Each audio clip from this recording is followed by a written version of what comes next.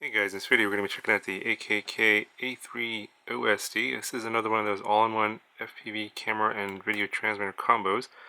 And this one is a little bit different. It has a built-in OSD, or an on-screen display, so that you can get things like your frequency, bands of channel, your power, and your voltage. This is what the screen would look like. You can even include your pilot name if you want to. However, with this having being only one button, the instructions for customizing your pilot name or call sign is somewhat complicated, and so I'm not going to actually go through that because I actually had difficulty myself, but yet you can do that if you want to. But what I'm more interested in is the OSD on the bottom, the screen here, with your frequency band, power, and mostly your voltage and your power on time. Those are things that are really important to me because on some of these like tiny whip builds, like especially the ones that where you do a conversion, those don't have OSDs. I know a lot of like Betaflight boards have OSDs on them nowadays, but if you're doing something kind of on the cheap, like I'm going to do here, if you have one of these like Santa Claus tiny whips from a while back, I picked up this on flash sale on Banggood for like $10.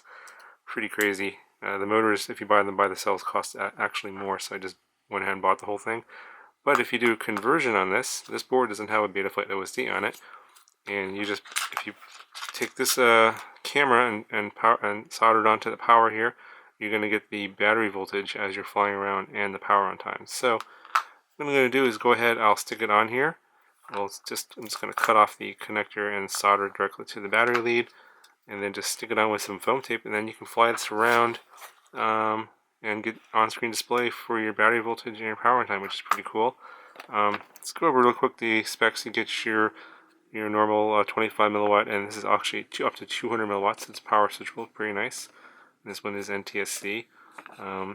The instructions here for changing your channel, band, and power is kind of, let's say it's not super easy because there's no LED on the back that tells you what band and channel you're on, because they just assume that you're going to get it on your on-screen display.